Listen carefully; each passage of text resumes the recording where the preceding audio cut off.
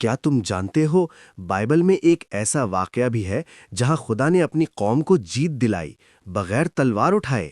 دشمن سامنے تھا، طاقتور، تیار، خون خرابہ جنگ کے لیے، اور خدا کی قوم کمزور، گھبرائی ہوئی۔ لوگ سمجھ رہے تھے آج تو یقیناً ہار ہوگی۔ لیکن خدا نے کہا، تلوار نہیں، نہ تیر، نہ گھوڑا، بس چکر لگاؤ اور خاموش رہو۔ سوچو، جنگ کا میدان اور حکم خاموشی۔ یہ واقعہ تھا جیریکو کا۔ یشوع کے دور میں خدا کی قوم نے شہر کے گرد 7 دن تک چکر لگائے۔